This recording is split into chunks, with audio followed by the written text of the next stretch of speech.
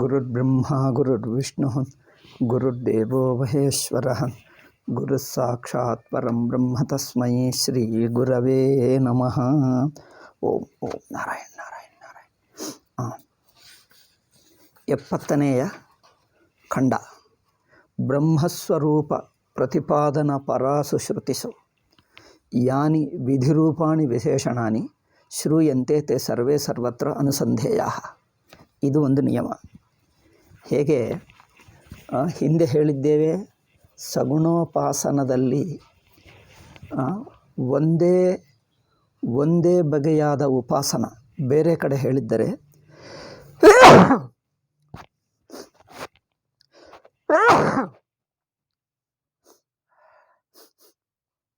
ಒಂದೇ ಬಗೆಯಾದ ಉಪಾಸನ ವಿವಿಧ ಉಪನಿಷತ್ತುಗಳಲ್ಲಿ ಹೇಳಿದ್ದರೆ ಅಲ್ಲಿ ಹೇಳಿರುವ ಗುಣಗಳನ್ನು ಇಲ್ಲಿ ಹೇಳಿರುವ ಗುಣಗಳನ್ನು ಸೇರಿಸಿಕೊಂಡು ಉಪಾಸನ ಮಾಡಬೇಕು. ಈಗ ನಿರ್ಗುಣ ಬ್ರಹ್ಮ ಕುರಿತು ಬಂದಿದೆ. ನಿರ್ಗುಣ ಬ್ರಹ್ಮ ಕುರಿತು ಹೇಳಿರುವಂಥ ವಿಧಿಮುಖೇನ ಹೇಳಿರುವ ಗುಣಗಳು ಅಂದರೆ ಪಾಸಿಟಿವ್ ಗುಣಗಳು.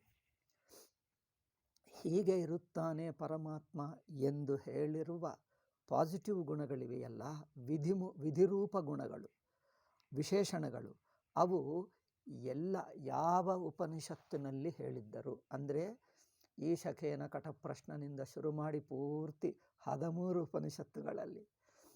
13 ಏಕೆ ಹೇಳ್ತಾ ಇದ್ದೀನಿ ಅಂದರೆ ಹೆಚ್ಚು ಇವೆ, ಆದರೆ ಭಾಷ್ಯಕಾರರು ಈ 13ನ್ನೇ ಉದಾಹರಿಸಿದ್ದಾರೆ.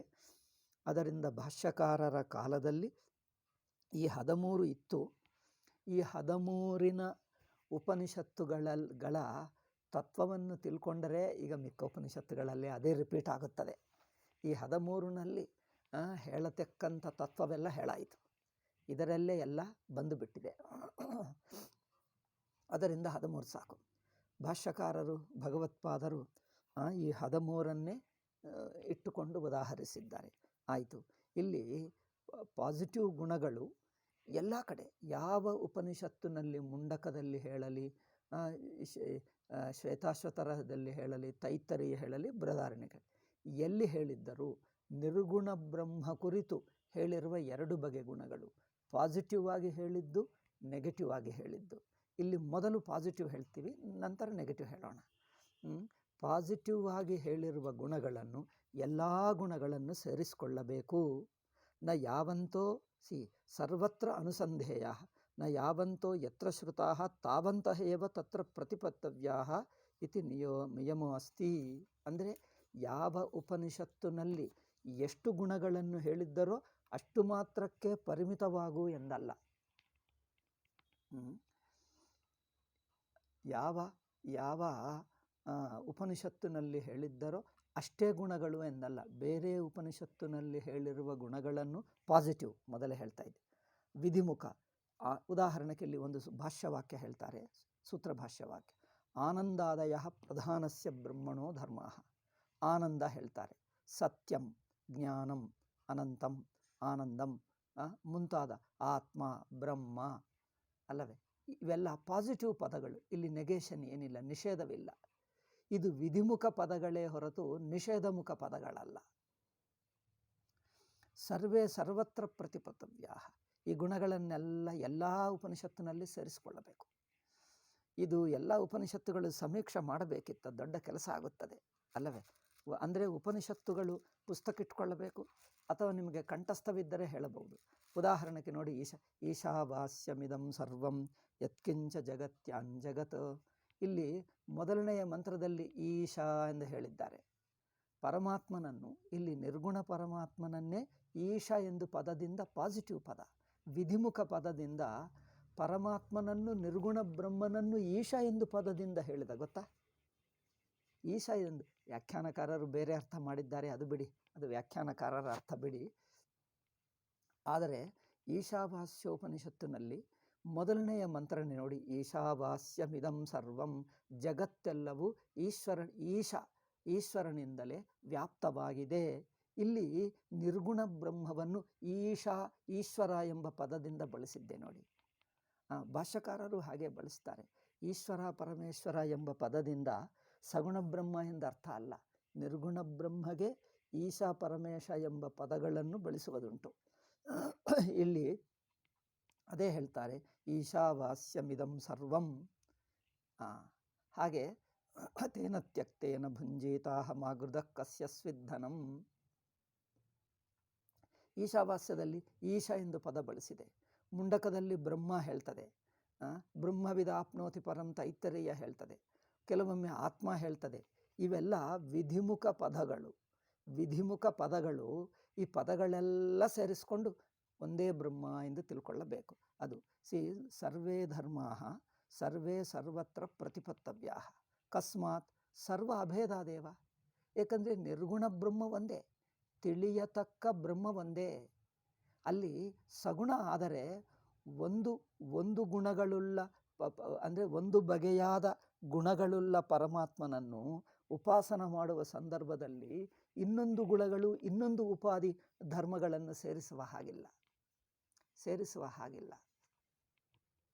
ಅಂದರೆ ಉದಾಹರಣೆಗೆ ನೋಡಿ, ನೀವು ಕೃಷ್ಣ ಭಕ್ತ ರಾಮಭಕ್ತ ಆದರೆ ಪರಮಾತ್ಮ ಒಬ್ಬನೇ ಆಗಿದ್ದರು ಅಲ್ಲಿ ಏನು ಮಾಡ್ತೀವಿ, ಶ್ರೀಕೃಷ್ಣ ಶ್ರೀರಾಮ ಒಂದು ರಾವಣ ಸಂಹಾರ, ಶಿವನನ್ನು ರಾವಣ ಸಂಹಾರ ಎಂದು ಹೇಳಬಹುದಾ? ನೀವು ಶಿವ ಉಪಾಸನೆ ಇಟ್ಕೊಂಡಾಗ ರಾವಣ ಸಂಹಾರ ಎಂದು ಹೇಳೋಕ್ಕಾಗಲ್ಲ. ಶಿವನು ಏನದು ವಿಷವನ್ನು ಕುಡಿದ, ಅದರಿಂದ ರಾಮ ಕುಡಿದ ಎಂದು ಹೇಳಬಹುದಾ? ಹಾಗೆ ಹೇಳೋಕ್ಕಾಗಲ್ಲ. ಏಕೆಂದರೆ ಅವು ವಿಭೂತಿ, ಅಂದರೆ ಅದು ವಿಶೇಷ ಔಪಾಧಿಕ ಗುಣಗಳು, ಲೀಲಾರೂಪ ಗುಣಗಳು. ಒಂದು ಉಪಾಧಿಯಲ್ಲಿ ಮಾಡಿರುವ ಲೀಲೆಗಳು ಇನ್ನೊಂದು ಉಪಾಧಿಗೆ ಸೇರಿಸುವ ಹಾಗಿಲ್ಲ. ಒಂದು ಉಪಾಧಿಯಲ್ಲಿ ಮಾಡಿರುವ ಲೀಲೆಗಳು ಇನ್ನೊಂದು ಉಪಾಧಿ ರೂಪಕ್ಕೆ ಸೇರಿಸುವ ಹಾಗಿಲ್ಲ ಅಲ್ಲವೇ? ಶ್ರೀಕೃಷ್ಣ ಅಷ್ಟಮಹಿಷಿ ಅಷ್ಟಭಾರ್ಯಗಳಿದ್ದಾರೆ, ಮತ್ತು 16,000 ಪತ್ನಿಗಳಿದ್ದಾರೆ. ರಾಮಚಂದ್ರನಿಗೆ 16,000 ಎಂದು ಹೇಳಬಹುದಾ? ಪರಮಾತ್ಮ ಒಂದೇ ಅಂದರೆ ಈ ಕಾಲದ ಸೆಕ್ಯುಲರಿಸ್ಟ್ಗಳು ಈಗ ಮಾತಾಡ್ತಾ ಇದ್ದಾರೆ. ನಮ್ಮ ಹಿಂದೂಗಳು ಹಾಗೆ ಮಾತಾಡ್ತಾರೆ. ನಿಮಗೆ ಯಾರು ದೇವ ಅಂದರೆ ಎಲ್ಲರೂ ಒಂದೇ. ಈ ಎಲ್ಲರೂ ಒಂದೇ ಅಂದರೆ ಇದು ಹುಚ್ಚು ಮಾತಿದು. ಅಂದರೆ ಇದೆಲ್ಲ ರಾಜಕಾರಣಿಗಳ ಮಾತನ್ನು ತಗೊಂಡು ಮಾತಾಡ್ತಾ ಮಾತು ಇದು. ರಾಜಕಾರಣಿಗಳಿಗೆ ಎಲ್ಲರನ್ನು ಸಮಾಧಾನಪಡಿಸಿ ತಮ್ಮ ಓಟ್ ಪಡ್ಕೊಳ್ಳಬೇಕು, ಎಲ್ಲರೂ ಒಂದೇ ಎಂದು ಹೇಳಿಬಿಡ್ತಾರೆ. ಅದನ್ನು ನಮ್ಮ ಜನರಿಗೆ ಗುರುಮುಖದಿಂದ ಶಾಸ್ತ್ರವನ್ನು ಕಲಿಯುವಕ್ಕಿಂತ ರಾಜಕಾರಣಿ ಮುಖದಿಂದ ಶಾಸ್ತ್ರಗಳನ್ನು ಕಲಿಯುತ್ತಾ ಇದ್ದಾರೆ ಹಿಂದೂಗಳು. ಆದ್ದರಿಂದ ಈ ಹುಚ್ಚಾಗಿ ಮಾತಾಡ್ತಾರೆ. You talk to them. ಹುಡುಗರು ಹುಡುಗಿಯರನ್ನು ಕರ್ಕೊಂಡು ಬರ್ತಾರೆ ತಾಯಿ ತಂದೆ, ಅವ್ರನ್ನ ಕೇಳ್ತೀನಿ ನಿಮಗೆ ಇಷ್ಟ ದೇವ ಯಾರು ಎಂದು. ಕೆಲವರು ಚೆನ್ನಾಗೇ ಹೇಳ್ತಾರೆ, ನನಗೆ ಕೃಷ್ಣ, ನನಗೆ ಶಿವ, ನನಗೆ ರಾಮ ಇಷ್ಟ ಎಂದು. ಕೆಲವರು ದೇವಿ ಹೇಳ್ತಾರೆ. ಕೆಲವರು ಮಾತ್ರ ಎಲ್ಲ ಒಂದೇ ಅಂದರೆ ಅವರು ಯಾರು ಉಪಾಸನ ಮಾಡಲ್ಲ ಎಂದರ್ಥ. ಎಲ್ಲ ಒಂದೇ ಅಂದರೆ ಅವ್ರಿಗೆ ಯಾವ ಉಪಾಸನೆ ಇಲ್ಲ, ಎಲ್ಲ ಒಂದೇ ಸುಮ್ಮನೆ. ನಿರ್ಗುಣ ಬ್ರಹ್ಮದಲ್ಲಿ ಮಾತ್ರ ಇಲ್ಲಿ ಉಪಾಸನ ಮಾಡ್ತಾ ಇಲ್ಲ, ತಿಳ್ಕೊಳ್ಳುವುದು ಅಂದರೆ ತನ್ನ ಆತ್ಮಸ್ವರೂಪನಾಗಿರುವ ತಿಳ್ಕೊಳ್ಳತಕ್ಕ ಬ್ರಹ್ಮ ಒಂದೇ. ಅಲ್ಲಿ ಉಪಾಸನ ಮಾಡ್ತಾ ಇಲ್ಲ, ಇದ್ದನ್ನು ಇದ್ದ ಹಾಗೆ ತಿಳ್ಕೊಳ್ತೀವಿ, ವಸ್ತುತಂತ್ರ. ಆದ್ದರಿಂದ ಎಲ್ಲ ವಿಧಿಮುಖ ವಾಕ್ಯಗಳಿಗೆ ಒಂದೇ ಅರ್ಥ, ಅದರಿಂದ ಸೇರಿಸಬೇಕು. ತಸ್ಮಾತ್ ಸಾರ್ವತ್ರಿಕತ್ರಂ ಬ್ರಹ್ಮಧರ್ಮಾಣಂ. ಬ್ರಹ್ಮಧರ್ಮಗಳನ್ನು ಎಲ್ಲ ಕಡೆ ಸೇರಿಸಬೇಕು. ಅತ್ರ ಕತಿಚಿತ್ ವಿಧಿರೂಪಾಣಿ ವಿಶೇಷಣಾನಿ ಸಂಗೃಹ್ಯಂತೆ ಜಿಜ್ಞಾಸೂನಾಂ ಪ್ರತಿಪತ್ತಿ ಸೌಕರ್ಯಾಯ. ಕೆಲವು ವಿಧಿರೂಪ ವಿಶೇಷಣಗಳನ್ನು ಇಲ್ಲಿ ಸ್ವಾಮೀಜಿ ಸಂಗ್ರಹ ಮಾಡಿ ಒಟ್ಟು ಮಾಡಿ ಇಲ್ಲಿ ಸೇರಿಸಿದ್ದಾರೆ. ಏಕೆಂದರೆ ಜಿಜ್ಞಾಸುಗಳು ಅರ್ಥ ಮಾಡಿಕೊಳ್ಳುವುದಕ್ಕೆ. ಇಲ್ಲಿ ನೋಡಿ 5 ಹೇಳಿದ್ದಾರೆ. ಒಂದನೆಯದು ನೋಡಿ, ಸತ್ಯಂ ಸತ್ಯಸ್ಯ ಸತ್ಯಂ. ಸತ್ತೆಂದು ಹೇಳುವುದುಂಟು ಅಲ್ಲವೇ? ಸದೇವ ಸೌಮ್ಯ ಇದಮಗ್ರ ಆಸೀತ್ ಸತ್ಯೆಂದು ಹೇಳಿದೆ. ಮತ್ತು ಸತ್ಯಂ ಜ್ಞಾನಮನಂತಂ ಬ್ರಹ್ಮ, ಅಲ್ಲಿ ಸತ್ಯ ಎಂದು ಹೇಳಿದೆ. ಇನ್ನೊಂದು ಕಡೆ ಸತ್ಯಸ್ಯ ಸತ್ಯಂ ಮುಂಡಕದಲ್ಲಿ ಹೇಳ್ತದೆ. ಇದು ಸತ್ಯಂ ಸತ್ಯಸ್ಯ ಸತ್ಯಂ, ಈ 3 ಅಸ್ತಿ ಎಂಬ ಅರ್ಥದಲ್ಲಿ ಇದ್ದಾನೆ, ಇರವಿನ ರೂಪ ಎಂದು ಹೇಳುವಂಥ ಈ 3 ವಿಧಿರೂಪ ವಾಕ್ಯಗಳು, ಅಂದರೆ ಪಾಸಿಟಿವ್ ಸ್ಟೇಟ್ಮೆಂಟ್ಸ್. ಎರಡನೆಯದು ಜ್ಞಾನಂ ವಿಜ್ಞಾನಂ ಪ್ರಾಜ್ಞಃ ವಿಜ್ಞಾನಗಣಃ ಪ್ರಜ್ಞಾನಗಣಃ, ಇವೆಲ್ಲ ಒಂದೇ ಅರ್ಥ.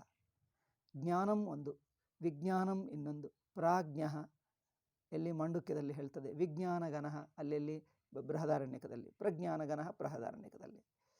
ಈಗ ಮೂರನೆಯದು ಆನಂದಂ, ಸುಖಂ, ಖಂ ಬ್ರಹ್ಮ, ಕಂ ಬ್ರಹ್ಮ ಹೇಳ್ತದೆ. ಆನಂದಂ, ಸುಖಂ, ಖಂ ಬ್ರಹ್ಮ ಇದೆಲ್ಲವೂ ಒಂದೇ. ಮತ್ತು ಸರ್ವಗತಃ, ಸರ್ವಗತಃ ಎನ್ನುವುದು ಪಾಸಿಟಿವ್ ಸ್ಟೇಟ್ಮೆಂಟೇ. ಸರ್ವಸ್ಯ ಆತ್ಮ, ಎಲ್ಲರ ಆತ್ಮ, ಸರ್ವಗತ ಇಂಥದ್ದು ಇದೆ. ಮತ್ತು ಇನ್ನೊಂದು ಬ್ರಹ್ಮ, ಬ್ರಹ್ಮ ಎಂಬ ಮಾತು, ಆತ್ಮ, ಭೂಮ. ಛಾಂದೋಗ್ಯದ 7ನೇ ಅಧ್ಯಾಯದಲ್ಲಿ ಭೂಮ ಎಂದು ಹೇಳ್ತದೆ. ಭೂಮ, ಪುರುಷಃ, ಕೆಲವು ಕಡೆ ಕೆಲವೊಮ್ಮೆ ಪುರುಷಃ ಹೇಳ್ತದೆ. ಗೀತಾ ಹೇಳ್ತದೆ ಪುರುಷ, ಉತ್ತಮ ಪುರುಷ, ಪಾಸಿಟಿವ್ ಪದದಿಂದ ಹೇಳ್ತದೆ. ಮತ್ತೆ ಎಲ್ಲಿ ಪುರುಷ ಮುಂಡಕದಲ್ಲಿಯೂ ಅಲ್ಲೆಲ್ಲಿಯೂ ಕಂಡು ಬರುತ್ತದೆ ಪುರುಷ. ಕೆಲವೊಮ್ಮೆ ಏಕಂ ಎಂದು ಹೇಳ್ತದೆ. ಅದ್ವೈತಂ ಅಂದರೆ ನೆಗೆಟಿವ್ ಪದ, ಅದೇ ದ್ವೈತವನ್ನು ನಿಷೇಧಿಸುವ ಮಾತಾಯಿತು, ಅದು ನೆಗೆಟಿವ್ ಪದ ಆಯಿತು. ಪಾಸಿಟಿವ್ ಪದ ಏನು? ಏಕಂ, ಏಕಂ ಎಂದು ಹೇಳುವುದು ಉಂಟು.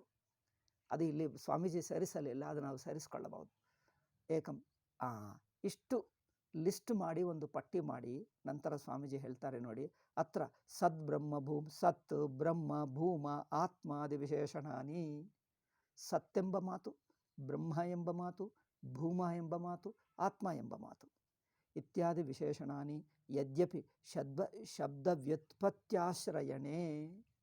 ಶಬ್ದದ ವ್ಯುತ್ಪತ್ತಿ, ವ್ಯುತ್ಪತ್ತಿ ಅಂದರೆ ವ್ಯುತ್ಪತ್ತ್ಯರ್ಥ, ಎಟಿಮಾಲಜಿ ತಗೊಂಡರೆ ಏನರ್ಥ ಬರುತ್ತದೆ? ಸತ್ ಅಂದರೆ ಸತ್ತ, ಸತ್ ಅಂದರೆ ನಾಸತೋ ವಿದ್ಯತೆ ಭಾವೋ ನಾಭಾವೋ ವಿದ್ಯತೆ ಸತಃ, ಗೀತೆಯಲ್ಲಿಯೂ ಹೇಳ್ತದೆ. ನ ಸತ್ತನ್ನ ಸದುಚ್ಯತೆ ಅನಾದಿಮತ್ ಪರಂಬ್ರಹ್ಮ, ಅಲ್ಲಿ ಪರಂಬ್ರಹ್ಮ ಹೇಳ್ತದೆ, ಪರಂಬ್ರಹ್ಮ ಎಂದು ಪದ ಬಳಸ್ತದೆ. ಆಯಿತು. ಸತ್ ಎಂದು ಪದ, ಬ್ರಹ್ಮ ಎಂದು ಪದ, ಭೂಮ ಎಂದು ಪದ, ಆತ್ಮ ಎಂದು ಪದ. ಈ ಪದಗಳನ್ನು ಡಿರೈವ್ ಮಾಡಿ ವ್ಯುತ್ಪತ್ತ್ಯರ್ಥ ನೋಡಿದ್ದರೆ ಏನಾಗುತ್ತದೆ? ಭೂಮ ಆತ್ಮಾದಿ ವಿಶೇಷಣಾನಿ ಯದ್ಯಪಿ ಶಬ್ದ ವ್ಯುತ್ಪತ್ತಿ. ನನ್ನ ಕನ್ನಡಕ ನನಗೆ ಹಿಂಸೆ ಕೊಡ್ತಾ ಇದೆ. ಮೊದಲೇನೋ ಒಂದೇ ಇತ್ತು ಎಲ್ಲಕ್ಕೆ, ಈಗ ಏನೋ ರೀಡಿಂಗ್ ಗ್ಲಾಸ್ ಆಗಿಬಿಟ್ಟಿತ್ತು. ದೂರವೂ ಕಷ್ಟವಾಗ್ತಾ ಇದೆ. ದೂರಕ್ಕೆ ಕನ್ನಡಕ ಉಪಯೋಗವಿಲ್ಲ.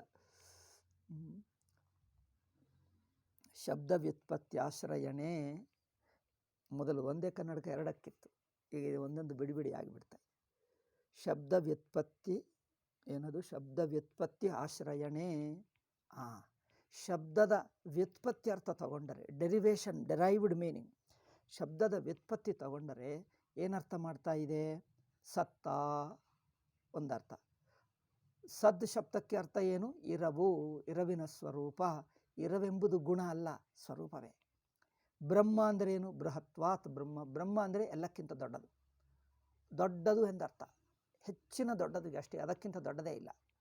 ಹಾಗೆ ಭೂಮ ಅಂದರೇನು? ಭೂಮ ಅಂದರೆ ಬಹುತ್ವಂ, ಎಲ್ಲಕ್ಕಿಂತ ಬಹು ಅಂದರೆ ಅದೇ ಅರ್ಥ. ಬಹು ಅಂದರೆ ಬ್ರಹ್ಮ ಅಂದರೆ ಅರ್ಥ, ಭೂಮ ಅಂದರೆ ಅದು. ಮತ್ತು ಇನ್ನೇನು? ಬಹುತ್ವ. ನಂತರ ಆತ್ಮ, ಆತ್ಮ ಅಂದರೆ ಏನು? ವ್ಯಾಪಿ. ಆತ್ಮ ಅಂದರೆ ವ್ಯಾಪಿಸುತ್ತಾನೆ, ಆಪ್ನೋತಿ ಎಂದರ್ಥ. ಆಪ್ನೋತಿ, ವ್ಯಾಪಿಸುತ್ತಾನೆ ಇತ್ಯಾದಿ ಧರ್ಮವಾಚಕ. ಈ ಶಬ್ದಗಳ ವ್ಯುತ್ಪತ್ತ್ಯರ್ಥ ನೋಡಿದ್ದರೆ ಬಹುತ್ವ, ಬೃಹತ್ವ, ಸತ್ತ, ವ್ಯಾಪಿತ್ವಾದಿ ಧರ್ಮವಾಚಕ ಇವ ಪ್ರತಿಭಾಯು. ಈ ಪದಗಳು ತಮ್ಮ ಒಂದು ಅರ್ಥವನ್ನು ಹೇಳುತ್ತವೆ ಎಂದು ಅನಿಸುತ್ತದೆ, ಅಂದರೆ ಶಬ್ದ ವ್ಯುತ್ಪತ್ತಿ ನೋಡಿದ್ದರೆ. ಆದರೆ ಯದ್ಯಪಿ ಚ ಭಾಷ್ಯಕಾರೋಪಿ ಆನಂದಾದಯೋ ಪ್ರಧಾನಸ್ಯ ಬ್ರಹ್ಮಣೋ ಧರ್ಮಾಃ, ಈ ಪದಗಳನ್ನು ಪರಮಾತ್ಮನ ಧರ್ಮಗಳು ಎಂದು ಭಾಷ್ಯಕಾರರು ಬಳಸಿದ್ದಾರೆ. ನಿಜವಾಗಿ ಅವರು ಧರ್ಮಗಳಲ್ಲ, ಅದು ಪ್ರಕ್ರಿಯೆ ಮಾತ್ರ. ಶಬ್ದ ವ್ಯುತ್ಪತ್ತಿ ನೋಡಿದ್ದರೆ ಶಬ್ದಾರ್ಥವು ತೋರುತ್ತದೆ. ಭಾಷ್ಯಕಾರರು ಧರ್ಮಗಳು ಅಂದರೆ ಗುಣಗಳು ಎಂದು ಹೇಳಿದ್ದಾರೆ. ಆದರೆ ಇತ್ಯೇವ ವ್ಯವಹರತಿ ತಥಾಪಿ ನಿರ್ವಿಶೇಷ ತತ್ವಗಮಕಾನ್ಯೇವ ಏತಾನಿ. ಈ ಶಬ್ದಗಳು ಪಾಸಿಟಿವ್ ಪದಗಳಾಗಿದ್ದರೂ ಅವುಗಳಿಗೆ ಗುಣಗಳನ್ನು ತಿಳಿಸುತ್ತಾ ಇಲ್ಲ. ಸತ್ತಂದರೆ ಒಂದು ಇರವು ಎಂಬ ವಿಶೇಷಣವನ್ನು ತಿಳಿಸುತ್ತಾ ಇಲ್ಲ. ಇರವು ಎಂಬ ಗುಣವನ್ನು, ಇರುತ್ತದೆ ಎಂಬ ಗುಣವನ್ನು, ಕ್ರಿಯವನ್ನು ತಿಳಿಸುತ್ತಾ ಇಲ್ಲ. ಇರವು, ಸತ್ತಂದರೆ ಇರವು. ಸತ್ತಂದರೆ ಇರವು ಅಂದರೆ ಇರವೆಂಬುದು ಪರಮಾತ್ಮನ ಗುಣವೂ ಅಲ್ಲ, ಕ್ರಿಯೆಯೂ ಅಲ್ಲ. ಅದು ಸ್ವರೂಪ ಮಾತ್ರ. ಅದು ನಿರ್ವಿಶೇಷ. ಅದು ನಿರ್ವಿಶೇಷ ಸ್ವರೂಪವೇ ಹೊರತು ಅದು ಗುಣವೂ ಅಲ್ಲ, ಕ್ರಿಯೆಯೂ ಅಲ್ಲ. ನಿರ್ವಿಶೇಷ ತತ್ವಗಮಕಾನಿ ಏವ ಇತಿ ಏತಾನೀತಿ ಪ್ರಕರಣಾದಿ ಮಾತ್ರ ಆಶ್ರಯಣಾತ್ ಭಾಷ್ಯೆ ಸದಾದಿ ಶಬ್ದ ನಿರ್ವಚನಾಚ್ಚ ಅವಗಮ್ಯತೆ. ಸತ್ತೆಂಬ ಮಾತುಗೆ ಸತ್ತೆಂಬ ಗುಣ ಅಲ್ಲ, ಸತ್ತೆಂಬ ಕ್ರಿಯಾ ಅಲ್ಲ. ಸತ್ತೆಂಬುದು ಒಂದು ಗುಣ ಎಂದು ನೈಯಾಯಿಕರು ಹೇಳ್ತಾರೆ. ಜಾತಿ, ಸತ್ತ ಜಾತಿ ಎಂದು ಹೇಳ್ತಾರೆ ಅಲ್ಲವೇ? ಸತ್ತೆಂಬುದು ಅನೇಕ ವಸ್ತುಗಳಿವೆ, ಅದರಿಂದ ಅನೇಕ ವಸ್ತುಗಳಲ್ಲಿ ಒಂದು ಕಾಮನ್, ಸಾಮಾನ್ಯವಾಗಿರುವಂಥ ಒಂದು ಇರುವಂಥ ವಸ್ತುಗಳು, ಇಲ್ಲದ ವಸ್ತುಗಳು, ಇರುವಂಥ ವಸ್ತುಗಳು ಹೇಳ್ತೀವಲ್ಲವ. ಅಂದರೆ ಇರುವು ಎನ್ನುವುದು ಕೆಲವು ವಸ್ತುಗಳ, ವ್ಯಕ್ತಿಗಳ ವಿಶೇಷಣವಾಗಿಬಿಟ್ಟಿತು. ಆ ಅರ್ಥದಲ್ಲೆಲ್ಲ, ವಿಶೇಷಣ ಎಂಬ ಅರ್ಥವಲ್ಲೆಲ್ಲ, ಅದು ಸ್ವತಃಸಿದ್ಧ ಸ್ವರೂಪ, ಸ್ವತಃಸಿದ್ಧ ಇರುವನ್ನು ಹೇಳ್ತಾ ಇದೆ. ಏಕೆಂದರೆ ಉದಾಹರಣೆಗೆ 2 ಇತಿ ಅಸ್ಥಿತಾ ಮಾತ್ರಂ, ಭಾಷ್ಯಕಾರರು ಇದರ ಅರ್ಥವನ್ನು ನಿರೂಪಿಸ್ತಾರೆ. ನೋಡೋಣ ಹೇಗೆ. ಛಾಂದೋಗ್ಯದಲ್ಲಿ ಸದೇವ ಸೌಮ್ಯ ಇದಮಗ್ರ ಆಸೀತ್, ಅಲ್ಲಿ ಸೃಷ್ಟಿಗೆ ಪೂರ್ವ ಇಡೀ ಜಗತ್ತು ತೋರುಕೊಳ್ಳುವಕ್ಕೆ ಮುಂಚೆ ಸನ್ಮಾತ್ರವಿತ್ತು. ಆ ಸತ್ತಿನ ಸ್ವರೂಪವೇನು? ಭಾಷ್ಯಕಾರರು ಏನೆಂದು ಹೇಳಿದ್ದಾರೆ ನೋಡೋಣ. ಸದೇವ ಸೌಮ್ಯ ಇದಮಗ್ರ ಆಸೀತ್ ಏಕಮೇವಾದ್ವಿತೀಯಂ. ಇಲ್ಲಿ ಏಕಂ ಎಂದು ಬಳಸಿದ್ದಾರೆ ಅಲ್ಲವೇ? ಆಯಿತು. ಇತ್ಯತ್ರ ಸರ್ವಮಿದಂ ಕಾರ್ಯಜಾತಂ ಸದೇವ ಆಸೀತ್. ಈ ತೋರುವ ಕಾರ್ಯಗಳೆಲ್ಲ, ಕಾರ್ಯ ಅಂದರೆ ತೋರಿಕೆ ಅಷ್ಟೇ, ಕಾರ್ಯ ಅಂದರೆ ತೋರುವ, ಈ ತೋರಿಕೆಗಳೆಲ್ಲ ಸದೇವ ಆಸೀತ್ ಇತಿ ವಚನಾತ್ ಏಕಮೇವಾದ್ವಿತೀಯಂ ಇತಿ ಚ ವಿಶೇಷಣಾತ್, ವಿಶೇಷಣ ಆದಾನಾಚ್ಚ ನಿಷ್ಪ್ರಪಂಚ ತತ್ವಮೇವ ಶಬ್ದತ್ವಂ. ಸತ್ತೆಂಬ ಮಾತುಗೆ ಒಂದು ವಸ್ತುವಿನ ಗುಣ ಅಲ್ಲ. ಉದಾಹರಣೆಗೆ ನೋಡಿ, ಪುಸ್ತಕವಿದೆ ಅಲ್ಲವೇ? ಪುಸ್ತಕವಿದೆ ಅಂದರೆ ಪುಸ್ತಕವನ್ನು ಸುಟ್ಟು ಹಾಕಿದನಂತೆ ಏನಾಗ್ತದೆ? ಈಗ ಪುಸ್ತಕವಿಲ್ಲ ಅಂದರೆ ಇದೇ ಇಲ್ಲ ಎಂಬುದು ಪುಸ್ತಕಗಳ ವಿಶೇಷಣವಾಗಿ ಬಿಟ್ಟಿದೆ. ಹಾಗೆ ಮಾತಾಡ್ತಾ ಇದ್ದೀವಿ. ಲೌಕಿಕ ವ್ಯವಹಾರದಲ್ಲಿ ಇರುವುದೆಂಬುದು ಪುಸ್ತಕದ ಒಂದು ಅವಸ್ಥಾ. ಪುಸ್ತಕ ಮಡಿಕೆ ತಯಾರು ಮಾಡಿದರೆ ಮಡಿಕೆ ಇದೆ. ಮಡಿಕೆಯನ್ನು ತಯಾರು ಮಾಡುವಕ್ಕೆ ಮುಂಚೆ ಮಡಿಕೆ ಇರಲಿಲ್ಲ ಅಲ್ಲವೇ? ಮತ್ತೆ ಮಡಿಕೆಯನ್ನು ಒಡೆದು ಹಾಕಿದ್ದರೆ ಮಡಿಕೆ ಇಲ್ಲ ಅಂದರೆ ಏನು? ಮಡಿಕೆ ಹುಟ್ಟುವಕ್ಕೆ ಮುಂಚೆ ಇರಲಿಲ್ಲ, ನಾಶವಾಡಿದ ನಂತರ ಇರುವುದಿಲ್ಲ. ಆವಾಗ ಮಡಿಕೆ ಮಧ್ಯದಲ್ಲಿ ಸ್ವಲ್ಪ ಹೊತ್ತು ಇದೆ ಅಂದರೆ ಇದೆ ಎಂಬ ಮಾತುಕರ್ಥವೇನು ಅಂದರೆ ಒಂದು ಮಡಿಕೆಯ ಸ್ಥಿತಿ, ಮಡಿಕೆಯ ತಾತ್ಕಾಲಿಕ ಸ್ಥಿತಿಗೆ ಇದೆ ಎಂದು ಹೇಳಿದ್ದೀವಿ. ಈ ಅರ್ಥದಲ್ಲಿ ನೋಡಿದ್ದರೆ ಇರುವುದೆಂಬುದು ಒಂದಾನೊಂದು ವಸ್ತುವಿನ ಅವಸ್ಥೆ ಎಂದಾಗುತ್ತದೆ. ಆಗಲ್ವಾ? ವಸ್ತುವಿನ ಅವಸ್ಥೆ. ಮನೆ ಇದೆ, ಮೊದಲಿತ್ತು, ಭೂಕಂಪದಲ್ಲಿ ಹೋಯಿತು ಅಂದರೆ ಇಲ್ಲ. ಮನುಷ್ಯ ಇದ್ದಾನೆ, ಮೊನ್ನೆ ನೋಡಿದ, ಇವತ್ತು ನೋಡಿದರೆ ಇವತ್ತು ಮತ್ತೆ ಮೊನ್ನೆ ಅಂದರೆ ಯಾವುದೇ ಒಂದು 10 ದಿವಸ ಹಿಂದೆ ಹೋಗಿ ನೋಡಿ ಬಂದ. ಇವತ್ತು ಮತ್ತೆ ನೋಡೋಣ ಎಂದು ಹೋಗಿಬಿಟ್ರೆ ಅವರು ಇಲ್ಲ ಹೇಳಿದರು. ಎಲ್ಲಿ ಹೋದರು? ಇಷ್ಟೇ, ಪ್ರಾಣ ಬಿಟ್ಟರು. ಅಯ್ಯೋ ಇಲ್ಲವಾ, ಮೊನ್ನೆನೇ ನೋಡಿದೆ, ಹೌದು ಇದ್ದರು, ಈಗಿಲ್ಲ. ಅಂದರೆ ಇದ್ದಾನೆ ಇಲ್ಲ ಎನ್ನುವುದು ಒಂದು ವ್ಯಕ್ತಿಯ ತಾತ್ಕಾಲಿಕ ಸ್ಥಿತಿಗಳಾಗುತ್ತಾ ಇವೆ. ನಾವು ಲೌಕಿಕವಾಗಿ ಇದ್ದಾನೆ ಇಲ್ಲ ಎಂಬ ಪದಗಳನ್ನು ಒಂದು ವಸ್ತುವಿನ ತಾತ್ಕಾಲಿಕ ಅವಸ್ಥೆ ಎಂಬ ಅರ್ಥದಲ್ಲಿ ಬಳಸ್ತೀವಿ. ಇದು ಗುಣ ಆಗುತ್ತದೆ ಅಲ್ಲವೇ? ಇದು ಗುಣ ಆಗುತ್ತದೆ, ಸ್ಥಿತಿ ಆಗುತ್ತದೆ. ಸ್ಥಿತಿ ಅಂದರೆ ಒಂದು ಗುಣವೇ, ಇನ್ನೇನು? ಒಂದು ಅವಸ್ಥೆ. ಅವಸ್ಥೆ ಅಂದರೆ ಒಂದು ಗುಣ, ಒಂದು ವಸ್ತುವಿನ ಗುಣ, ಒಂದು ವಸ್ತುವಿನ ಅವಸ್ಥೆ ಆಗುತ್ತದೆ. ಪರಮಾತ್ಮ ಹಾಗಲ್ಲ. ಇಲ್ಲಿ ಸದೇವ ಸೌಮ್ಯ ಇದಮಗ್ರ ಆಸೀತ್ ಎಂದು ಹೇಳಿದ್ದು ಅಂದರೆ ಪರಮಾತ್ಮ ಒಂದಾನೊಂದು ಸ್ಥಿತಿಯಲ್ಲಿದ್ದಾನೋ, ಒಂದು ಅವಸ್ಥೆಯಲ್ಲಿ, ಸತ್ತೆಂಬ ಅವಸ್ಥೆಯಲ್ಲಿ ಅಲ್ಲ. ಅದು ಸತ್ತೆಂದು ಪರಮಾತ್ಮಕ್ಕೆ ಹೇಳಿದ್ದು ಒಂದು ಅವಸ್ಥೆ ಅಲ್ಲ. ಇದು ನೆನಪಿಟ್ಕೊಳ್ಳಬೇಕು. ನಾವು ಲೌಕಿಕ ಪದಾರ್ಥಗಳಿಗೆ ವಸ್ತುವಿದೆ, ಪುಸ್ತಕ ಇದೆ, ಗೋಡೆ ಇದೆ, ಟೇಬಲ್ ಇದೆ, ಮನೆ ಇದೆ, ಮನುಷ್ಯ ಇದ್ದಾನೆ ಅಂದರೇನು? ಮನುಷ್ಯನ ಒಂದು ಅವಸ್ಥೆ. ಅವಸ್ಥೆ ಎಂದೇನು? ಒಂದು ಗುಣ. ಈಗ ಇಲ್ಲ ಅಂದರೆ ಇದ್ದಾನೆ ಎಂಬ ಒಂದು ಅವಸ್ಥೆಯಲ್ಲಿರುವವನು ಈಗ ಇಲ್ಲ ಎಂದ ಅವಸ್ಥೆಗೆ ಸೇರಿಕೊಂಡು ಬಿಟ್ಟ. ಅಂದರೆ ಇದ್ದಾನೆ ಎಂಬುದು, ಇದ್ದ ಎಂಬುದು ಒಂದು ತಾತ್ಕಾಲಿಕ ಅವಸ್ಥೆ ಆಯಿತು, ಅಂದರೆ ಒಂದು ಗುಣ ಆಯಿತು, ಒಂದು ಸ್ಥಿತಿ ಆಯಿತು, ನಂತರ ಇಲ್ಲ. ಇದು ಗುಣ ಆಗುತ್ತದೆ.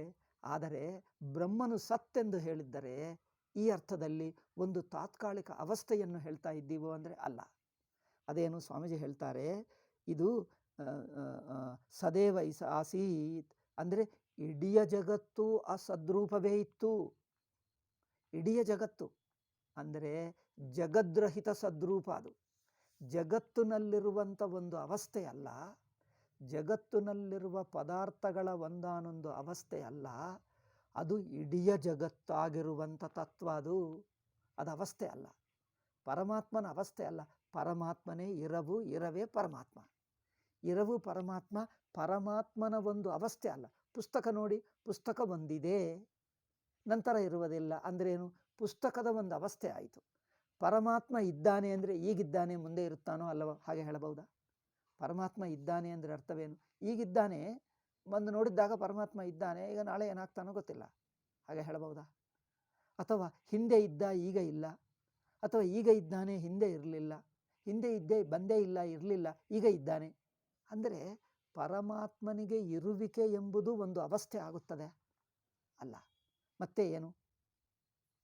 ಪ್ರಪಂಚರಹಿತ ತಾನೇ, ಇಡೀ ಪ್ರಪಂಚರಹಿತವಾದ ನಿಷ್ಪ್ರಪಂಚವನು ನಿರ್ವಿಶೇಷ ಬ್ರಹ್ಮ. ನಿರ್ವಿಶೇಷ ಬ್ರಹ್ಮ ಒಂದು, ಪ್ರಪಂಚರಹಿತತ್ವ ಒಂದು. ಇನ್ನೊಂದೇನೆಂದರೆ ಇರುವೆ ಅವನ ಸ್ವರೂಪ. ಪರಮಾತ್ಮನೇ ಇರವು, ಇರವೇ ಪರಮಾತ್ಮ, ಪರಮಾತ್ಮ ಇರವು ಎರಡೂ ಒಂದೇ. ಪರಮಾತ್ಮ ಇದ್ದಾನೆ ಅಲ್ಲ, ಪರಮಾತ್ಮ ಇದ್ದಾನೆ ಏನಪ್ಪ? ಇರುವಿಕೆಗೆ ಪರಮಾತ್ಮ ಎಂದು ಹೆಸರು. ಕೆಲವರು ಪ್ರಶ್ನೆ ಮಾಡ್ತಾರೆ, ಭಗವಂತ ಇದ್ದಾನ, ದೇವರಿದ್ದಾರಾ?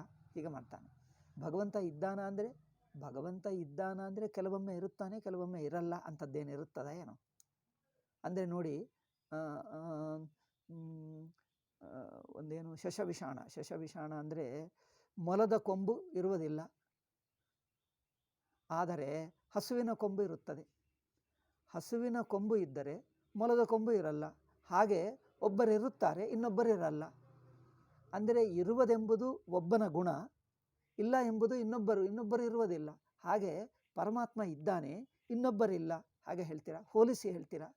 ಇಲ್ಲದ ವಸ್ತುವಿನಿಂದ ಹೋಲಿಸಿ ಪರಮಾತ್ಮ ಅವರ ಹಾಗಲ್ಲಪ್ಪ, ಇವನಿರುವ ಪರಮಾತ್ಮ ಎಂದು, ಇವನಿರುವ ಮನುಷ್ಯ. ಹಾಗೆ ಪರಮಾತ್ಮನ ಕುರಿತು ಒಂದು ಇರುವುದು ಎಂದು ಗುಣ ಹೇಳಕ್ಕಾಗಲ್ಲ, ಅದೊಂದು ಅವಸ್ಥೆ ಅಲ್ಲ. ಇನ್ನೊಬ್ಬರಿಂದ ಹೋಲಿಸಿದ್ದರೆ ಇನ್ನೊಬ್ಬರಿಲ್ಲವಲ್ಲ, ಅವರು ಹಾಗಲ್ಲ, ಇವನು ಮಾತ್ರ ಇರುವಂಥವನು, ಇವನು ಮಾತ್ರ ಇರುವವನೇ ಹೊರತು ಇಲ್ಲದ ಮೊಲದ ಕೊಂಬು ಇಲ್ಲವಲ್ಲ, ಹಾಗೆ ಅಲ್ಲ, ಹಾಗೆ ಹೇಳಕ್ಕಾಗ್ತದೆ? ಅದು ಅಲ್ಲ. ಏಕೆ? ಪರಮಾತ್ಮ ಇಲ್ಲದ ವಸ್ತುವಿನಿಂದ ಹೋಲಿಸಿ ಇದ್ದಾನೆ ಎಂದು ಹೇಳುವುದಲ್ಲ, ಈಗ ಇದ್ದಾನೆ ಅಲ್ಲ. ಈಗ ಇದ್ದಾನೆ ಅಂದರೆ ತಾತ್ಕಾಲಿಕ ಅವಸ್ಥೆ ಅಲ್ಲವೇ? ಅಲ್ಲಿದ್ದಾನೆ ಇಲ್ಲಿಲ್ಲ ಅಂದರೆ ಒಂದು ತಾತ್ಕಾಲಿಕ ಏನು ದೇಶ ಪರಿಮಿತ ಅವಸ್ಥೆ. ದೇಶ ಪರಿಮಿತ ಅವಸ್ಥೆ, ಕಾಲ ಪರಿಮಿತ ಅವಸ್ಥೆ. ಇನ್ನೊಂದು ವಸ್ತುವಿನಿಂದ ಹೋಲಿಸಿ ಅವರ ಹಾಗೆ ಅಲ್ಲ, ಅದು ವಸ್ತು ಇಲ್ಲ, ಇವನು ಮಾತ್ರ ಇದ್ದಾನೆ ಎಂದು ಹಾಗೆ ಹೋಲಿಸಿ ಹೇಳುವುದು ಅಲ್ಲ. ಮತ್ತೆ ಇರುವ ಏನು? ದೇಶ ಪರಿಮಿತ ಇರುವಲ್ಲ, ಕಾಲ ಪರಿಮಿತ ಇರುವಲ್ಲ, ಇನ್ನೊಂದು ವಸ್ತುವು ಇಲ್ಲದ ವಸ್ತುವಿನಿಂದ ಹೋಲಿಸಿ ಹೇಳಿದ್ದಲ್ಲ. ಏಕೆ ಅಂದರೆ ಪರಮಾತ್ಮ ಇರವು, ಎಲ್ಲ ಇರವು ತಾನೇ. ಈಗ ಪರಮಾತ್ಮನ ಇರವಿನಿಂದ ನೋಡಿದ್ದರೆ ಇಲ್ಲ ಎಂಬುದೇ ಇಲ್ಲ, ಇನ್ನೊಂದಿನಿಂದ ಹೋಲಿಸಿ ಹೇಳಕ್ಕಾಗಲ್ಲ. ಅದು ಹೇಗೆ ಇಲ್ಲವೋ ಹಾಗಲ್ಲ ನೋಡಿ, ಇನ್ನೊಬ್ಬರಿಲ್ಲ, ಇದು ಹಾಗಲ್ಲ, ಪರಮಾತ್ಮ ಮಾತ್ರ ಇರುತ್ತಾನೆ ಅಲ್ಲವೇ? ಇನ್ನೊಂದಿನಿಂದ ಹೋಲಿಸಿ ಹೇಳುವಂಥ ಇರುವಲ್ಲ, ಪರಮಾತ್ಮ ಮಾತ್ರ ಇರುತ್ತಾನೆ, ಮಿಕ್ಕದ ಜನವೂ ಇರಲ್ಲ, ಹಾಗೆ ಹೋಲಿಸಿ ಹೇಳುವಂಥದ್ದಲ್ಲ. ಏಕೆಂದರೆ ಹೋಲಿಸುವುದಕ್ಕಿನ್ನೊಂದಿಲ್ಲವೇ ಇಲ್ಲ. ಪರಮಾತ್ಮನ ಇರವು ಎಲ್ಲವೂ ತಾನಾಗಿರುವ ಇರುವು. ಅದರಿಂದ ಇರವು ಅಂದರೆ ಏನು ಅಂದರೆ ನೋಡಿ, ಒಂದು ವಸ್ತು ಇದೆ ಅಂದರೆ ಅರ್ಥವೇನು ಅಂದರೆ ಹೇಳಿಸ್ತೀವಿ ನೋಡಿ. ಈಗ ಇದೇನು? ಇದು ಕೈ ಇದೆ, ಈಗೇನಿದೆ? ಏನಿಲ್ಲ. ಹಾಗೆ ಏನಿಲ್ಲ ನೋಡಿ, ಅದರಿಂದ ಹೋಲಿಸಿದ್ದರೆ ಏನು ಇಲ್ಲದ್ದಲ್ಲ, ಹೀಗೆ ಇರುವಂಥದ್ದು. ಇಲ್ಲದ್ದು ಎಂದಿನಿಂದ ಹೋಲಿಸಿ ಹಾಗಲ್ಲ ಎಂದು ಹೇಳಕ್ಕಾಗುತ್ತದೆ. ಏನು? ಲೌಕಿಕ ವಸ್ತುವಾದರೆ ಒಂದು ಇಲ್ಲದ ವಸ್ತುವನ್ನು ತೋರಿಸಿ ಹಾಗಲ್ಲ, ಇದು ಮಾತ್ರ ಇರುವಂಥದ್ದು ಎಂದು ಹೇಳ್ತೀವಿ. ಪರಮಾತ್ಮನನ್ನು ಹಾಗೆ ಇಲ್ಲದ ವಸ್ತುವಿನಿಂದ ಹೋಲಿಸಿ ಇವನು ಇರುವಂಥವನು ಎಂದು ಹೇಳಕ್ಕಾಗ್ತದೆ? ಹಾಗೆ ಹೇಳಕ್ಕಾಗಲ್ಲ. ಏಕೆ? ಹೋಲಿಸುವುದಕ್ಕಿನ್ನೊಂದಿಲ್ಲ. ಎಲ್ಲವೂ ತಾನೇ, ಇರುವೆ ತಾನು. ಎಲ್ಲ ಇರುವೆ, ಎರವು ಬಿಟ್ಟು ಏನೂ ಇಲ್ಲ. ಎರವು ಬಿಟ್ಟು ಅಭಾವ ಊಹಿಸ್ಕೊಳ್ಳಕ್ಕಾಗಲ್ಲ. ಅಭಾವವೆಂಬುದೇ ಇಲ್ಲ. ಪರಮಾತ್ಮನ ಎರವಿಗೆ ಇಲ್ಲ ಎಂಬುದೇ ಇಲ್ಲ, ಇಲ್ಲ ಎಂಬ ಮಾತುಕ ಅರ್ಥವೇ ಇಲ್ಲ. ಇಲ್ಲ ಎಂಬ ಮಾತುಕ ಅರ್ಥವಿಲ್ಲದಿದ್ದರೆ మరి ಇದ್ದಾನೆ ಹೇಗೆ ಹೇಳಬಹುದು? ಹೌದಲ್ಲ? ಇದ್ದಾನೆ ಎಂಬುದು ಹೇಗೆ ಅರ್ಥವಾಗ್ತದೆ? ಇಲ್ಲ ಎಂದು ಹೋಲಿಸಿಕೊಂಡರೆ ಇದ್ದಾನೆ ಎಂದು ಅರ್ಥವಾಗ್ತದೆ. ಇಲ್ಲ ಎಂಬುದು ನೋಡಿ ಅದರಿಂದ ಹೋಲಿಸಿಕೊಂಡರೆ ಹಾಗಲ್ಲ, ಓ ಇದು ಇರುವಂಥದ್ದು ಅಂದರೆ ಈಗ ಅರ್ಥವಾಯ್ತು.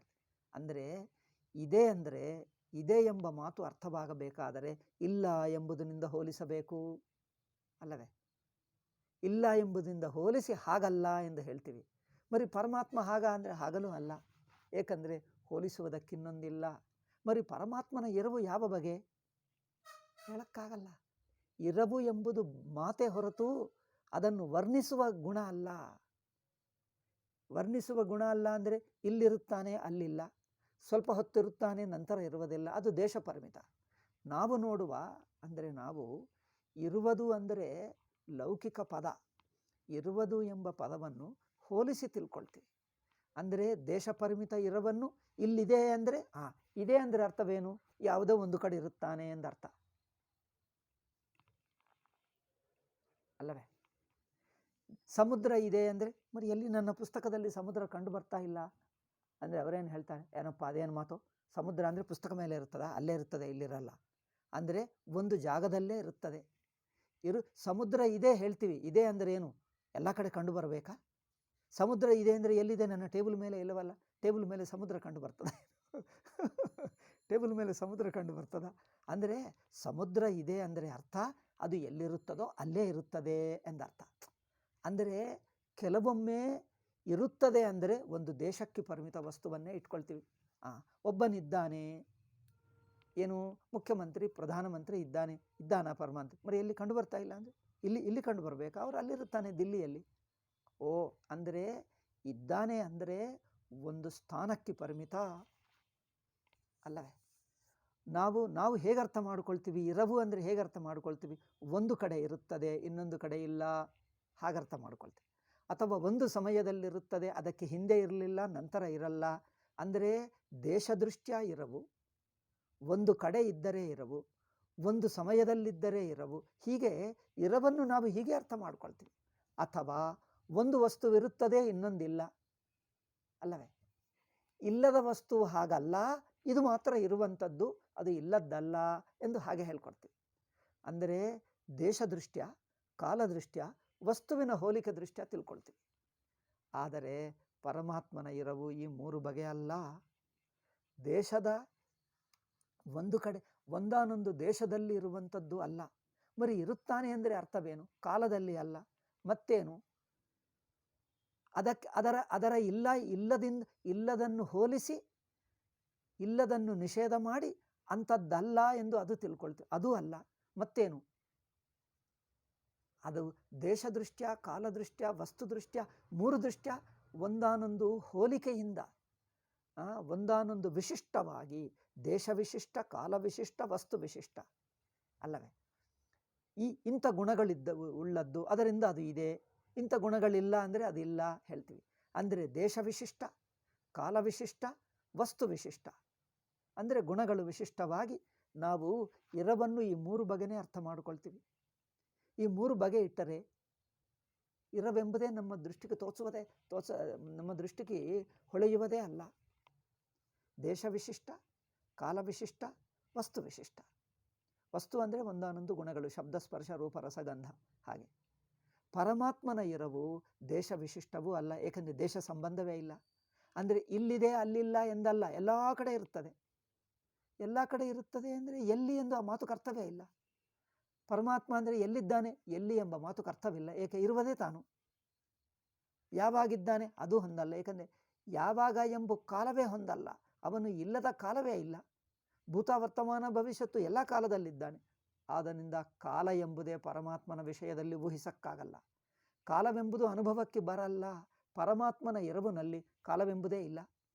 ಅಂದರೆ ಈಗ, ಆಗ, ಹಿಂದೆ, ಸ್ವಲ್ಪ ಹೊತ್ತು, ನಂತರ ಇಂಥದ್ದು ಕಾಲದ ಸಂಬಂಧವು ಪರಮಾತ್ಮನ ಎರವನ್ನು ಕಾಲ ಸಂಬಂಧದಲ್ಲಿ ನೋಡೋಕ್ಕಾಗಲ್ಲ.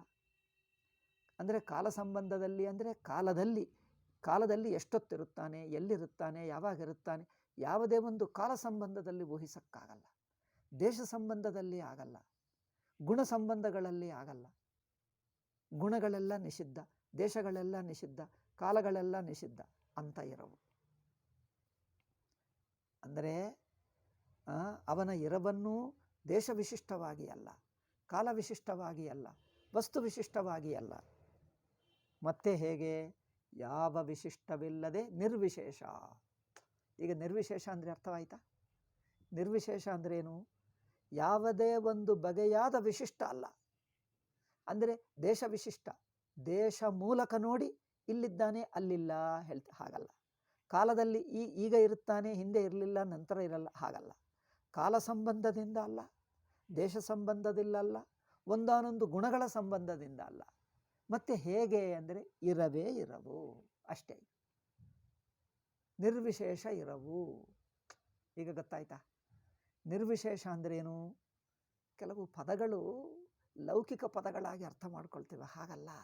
ಇದು ವೇದಾಂತ ಅನುಭವ ದೃಷ್ಟ್ಯ ಆಗಬೇಕು. ದೇಶ ಸಂಬಂಧದಿಂದ ಪರಮಾತ್ಮನ ಎರವು ತಿಳ್ಕೊಳ್ಳುವುದಕ್ಕೆ ದೇಶ ಸಂಬಂಧದಿಂದ ನೋಡಲ್ಲ, ದೇಶವೇ ಬೇಡ. ಕಾಲ ಸಂಬಂಧದಿಂದ ನೋಡಲ್ಲ, ಕಾಲವೂ ಇಲ್ಲ. ವಸ್ತು ಸಂಬಂಧನಿಲ್ಲ, ಅದೂ ಇಲ್ಲ. ದೆನ್ ಅವಸ್ಥಾ, ಜಾಗೃತ ಅವಸ್ಥದಲ್ಲಿದ್ದಾನೆ, ಸ್ವಪ್ನಾವಸ್ಥದಲ್ಲಿದ್ದಾನೆ, ಸುಷುಪ್ತಿಯಲ್ಲಿದ್ದಾನೆ. ಒಂದು ಅವಸ್ಥೆಗೆ ಪರಿಮಿತವಾಗಲಿಲ್ಲ, ಎಲ್ಲ ಅವಸ್ಥೆಗಳು ತಾನೇ, ಅವರಿಗೆ ಅವಸ್ಥೆನೇ ಇಲ್ಲ. ನಿರವಸ್ಥಾ ಪರಮಾತ್ಮ. ಪರಮಾತ್ಮ ಸುಷುಪ್ತಿಯಲ್ಲಿದ್ದಾನ ಅಂದರೆ ಎಚ್ಚರದಲ್ಲಿಲ್ಲವ ಏನು? ಕನಸಿನಲ್ಲಿಲ್ಲವ ಏನು? ದೆನ್ ಸುಷುಪ್ತಿ, ಎಚ್ಚರ, ಕನಸು ಎಂದಿಗೂ ಇದ್ದರೆ మరి ಯಾವ ಅವಸ್ಥೆನೇ ಇಲ್ಲ ಅವರಿಗೆ. ನಿರವಸ್ಥ, ಇರುವುದೇ ತಾನು, ಎಂದಿಗೂ ಇರುತ್ತಾನೆ. ಇಲ್ಲದಿರುವುದು ಇಲ್ಲವೇ ಇಲ್ಲ ಅಲ್ಲವೇ? ಹೀಗೆ ಪರಮಾತ್ಮನ ಎರವನ್ನು ನಿರ್ವಿಶೇಷವಾಗಿ ನೋಡ್ತೀವಿ.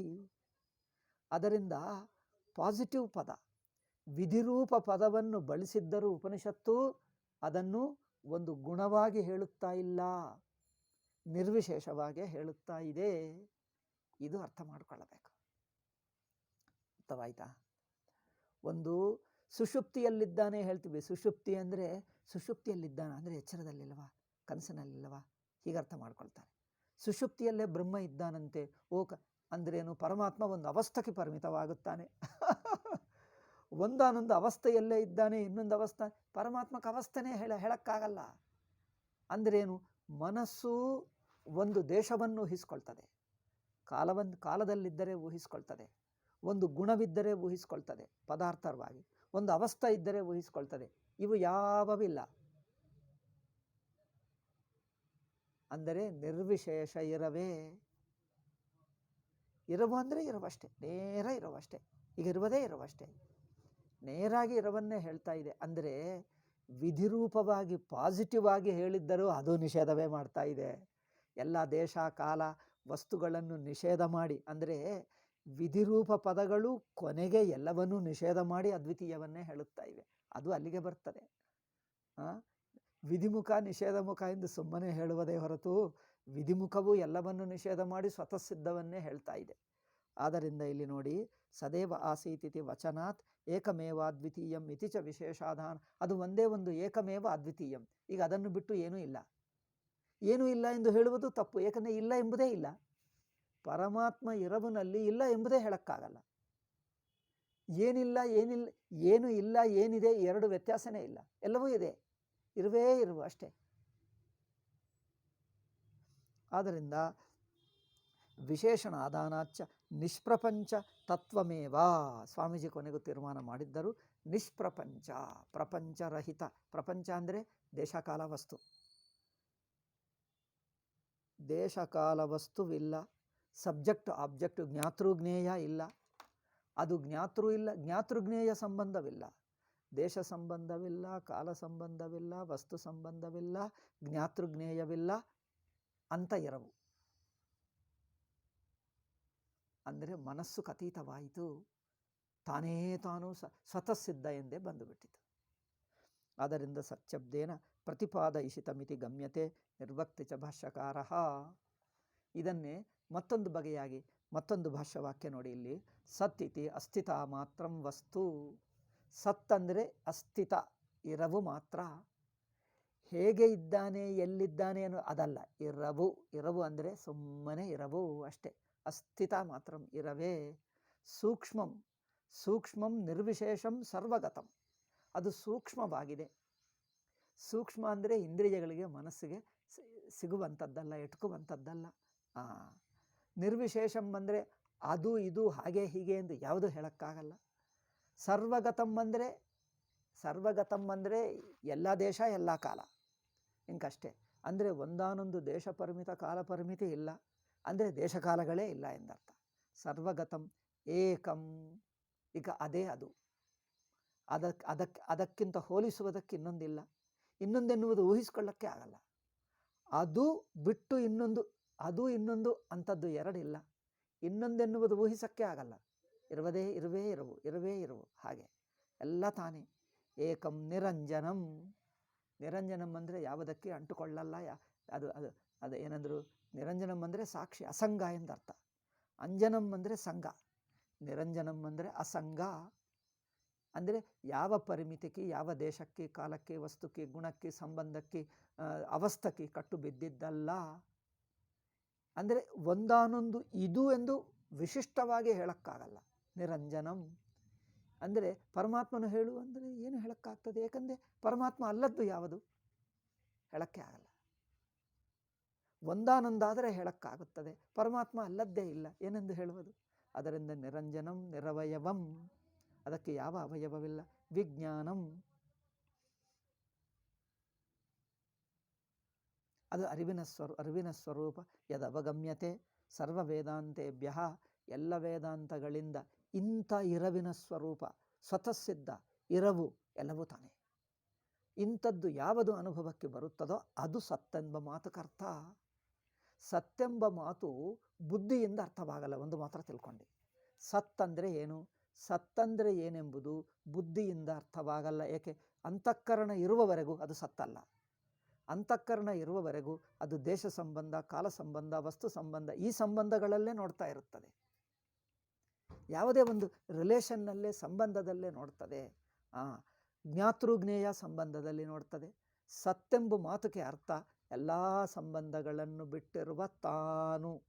ಇದೆಲ್ಲ ತಿಳ್ಕೊಳ್ತಾ ಇರುವ ಅರಿವಿನ ರೂಪ ತಾನಿದ್ದಾನಲ್ಲ, ತಾನೇ ತಾನು ಇಂಕಷ್ಟೇ. ತನ್ನನ್ನು ಬಿಟ್ಟು ಯಾವುದೂ ಇಲ್ಲ. ತಾನು ಅನುಭವದಲ್ಲಿ ಇಲ್ಲದೇ ಇರುವ ಸಮಯವೇ ಇಲ್ಲ. ತಾನು ಇಲ್ಲದೇ ಇರುವ ಸಮಯ ಇದೆಯಾ? ತಾನು ಇಲ್ಲದೇ ಇರುವ ಸಮಯವೇ ಇಲ್ಲ, ಇಲ್ಲದೇ ಇರುವ ದೇಶವೇ ಇಲ್ಲ, ಇಲ್ಲದೇ ಇರುವ ಕಾಲವೇ ಇಲ್ಲ, ಇಲ್ಲ. ತಾನು ಅಲ್ಲದೇ ಇರುವ ವಸ್ತುವೇ ಇಲ್ಲ. ಏಕೆಂದರೆ ಎಲ್ಲ ವಸ್ತುಗಳಲ್ಲಿ ತಾನೇ ಆಧಾರವಾಗಿದ್ದಾನೆ, ತನ್ನಲ್ಲೇ ವಸ್ತುಗಳೆಲ್ಲ.